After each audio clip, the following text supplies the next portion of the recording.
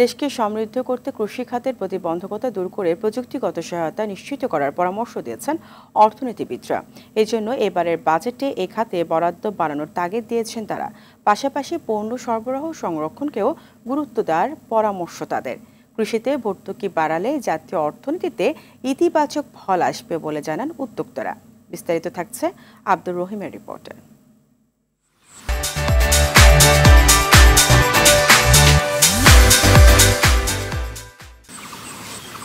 মোট দেশজ উৎপাদন জিডিপিতে কৃষির অবদান দিন দিন কমছে। শুধু তাই নয়, কৃষি শ্রমিকদের সংখ্যাও কমছে আশঙ্কাজনক হারে। গত ১৬ বছর বাজেটে কৃষিকে গুরুত্ব না দেওয়ায় জিডিপিতে এ খাতের অবদান ১৮ থেকে নেমে ১২% দাঁড়িয়েছে।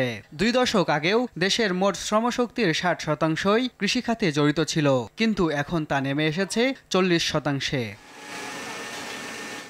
তাই এবারের বাজেটে কৃষি খাতে ভর্তুকি বাড়ানোর দাবি কৃষি উদ্যোক্তাদের। ব্যয় কমানোর জন্য এখানে উৎপাদনের যেগুলো সুযোগ আছে সেগুলো উৎপাদন করতে হবে। কৃষকের পণ্য উৎপাদন খরচ কমাতে হবে।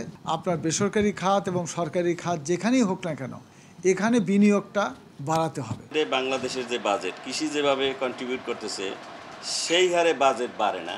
বাজেটের বৃদ্ধির হার, প্রবৃদ্ধির হার যেটা 5%-এর মতো, প্রতি বছর 5% বরাদ্দ থাকে। এটা গত অনেক বছর যাবত 5%-ই আছে।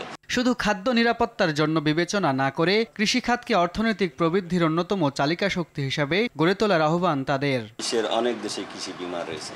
আপনি কৃষকের যদি বিমা থাকে, কৃষক জন নিশ্চিত হয় যে ফসলের ক্ষতি হলে আমি চাই বিমা করা আছে, তাহলে সে কৃষি কাজ করবে। প্রিমিয়াম যেটা দেবে এইটা সরকার তার সাবসিডি দিয়ে কভার করবে। আধুনিক বিশ্বের সব দেশে কৃষির বিমা রয়েছে। প্রযুক্তির মাধ্যমে কৃষিপণ্য সরবরাহ ও সংরক্ষণের পরামর্শ অর্থনীতিবিদদের। শ্রমিকের যে ঘাটতিটা এটা মেকআপ করার জন্য আপনাকে কৃষির বিকল্প মেকানাইজেশনে আপনাকে যেতে হবে আস্তে আস্তে। আমাদের যেটা লসজনক হয় সেটাতে আমাদের পর্যাপ্ত কোল্ড স্টোরেজ বা সংরক্ষণগার নাই। পাবলিক এবং প্রাইভেট পার্টনারশিপের মাধ্যমে আপনাকে বিভিন্ন জায়গায় সংরক্ষণাগার তৈরি করতে হয়।